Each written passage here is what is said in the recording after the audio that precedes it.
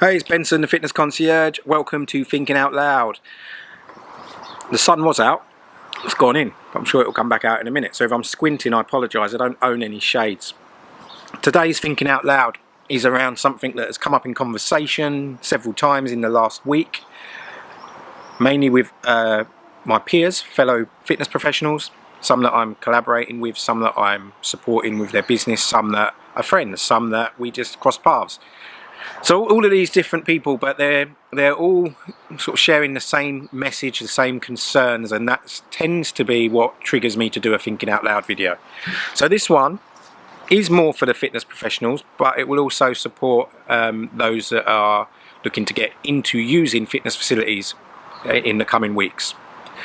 So with this coming out now, we're about a week away from gyms reopening, in case you're watching it in a long time from now.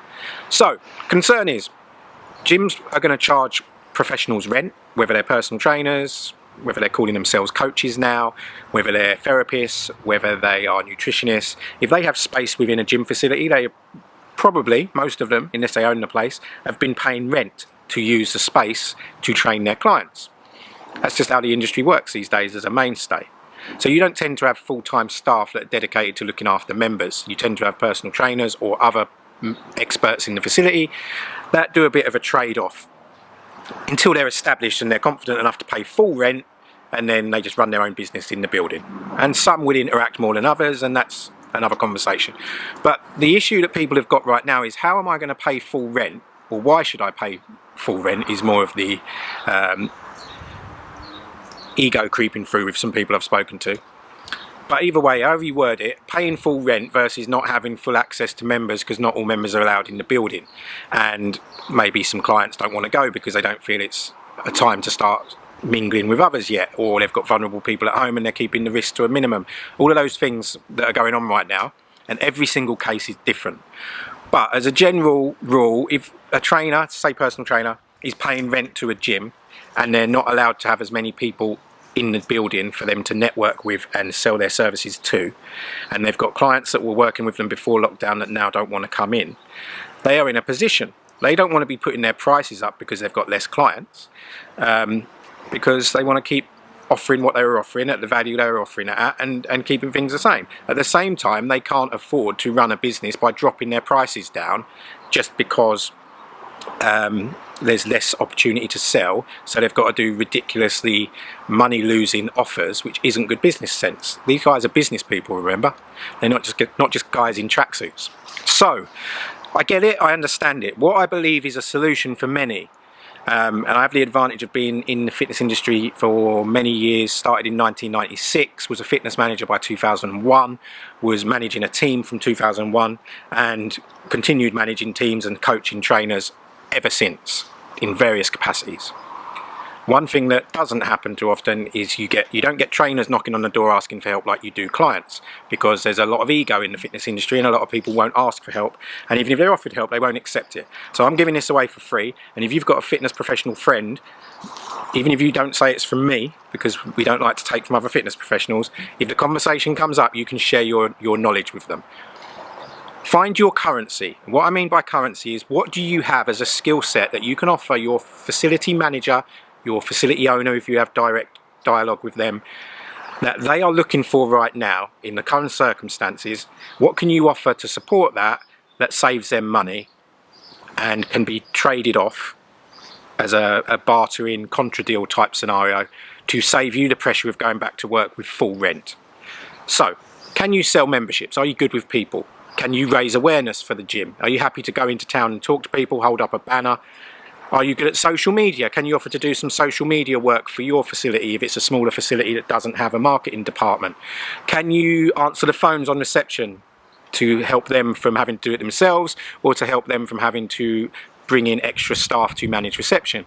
Can you do more classes than you currently do? Maybe you do no classes because you don't believe that's your field, but you have the ability, if you're like me, got all the certificates to do all types of classes and don't teach any anymore.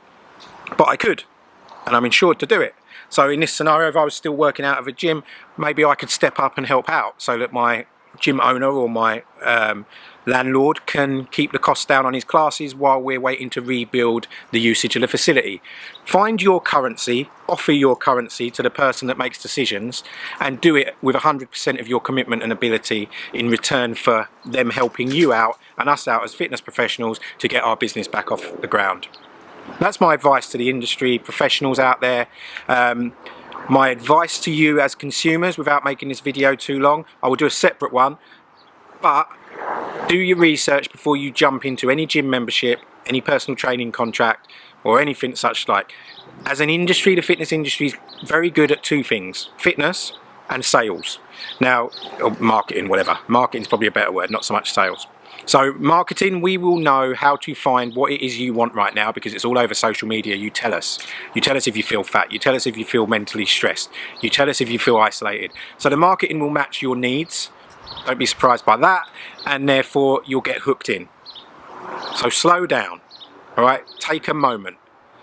The pause is as important as the note is a quote I heard recently. What that means is music would be rubbish if there were no pauses, but all we know is the notes. So pause, get your information. You don't have to sign up there and then. If you've had 4 months out of activity, another 48 hours to make the right decision and get all the information from all the different facilities and coaches is not going to hurt. Ask people, ask neutral people. I'm neutral, I'm not affiliated to any trainer, gym, I don't sell personal training, I don't sell one-to-one packages. I'll give you neutral advice if you want neutral advice. If you know other people who've been there, done it, ask them. If you've got fitness professional friends in other parts of the country that you trust, and ask them questions. But my main aim for you as a consumer is to get something that's of value and not jump into the first thing that sounds like it's got the quickest answer. Because if someone had a really quick answer to your problems, they would package that and sell it for a fortune. There's a reason why things are not high value. So, or high price, I should say. So bear that in mind. Not just with fitness, but with anything. I think that's it. It's a 7-minute video. It's a long one today, but if you're into this Thinking Out Loud series, then you would have sat through it. If you don't know who I am or what I'm about or what I share, then you probably haven't got this far. But if you have, thank you. So they're normally 4 or 5 minutes long. Today's a long one. I apologise, but worthy of my time, hopefully, and even more importantly, worthy of yours. Take it easy and see you on the next one.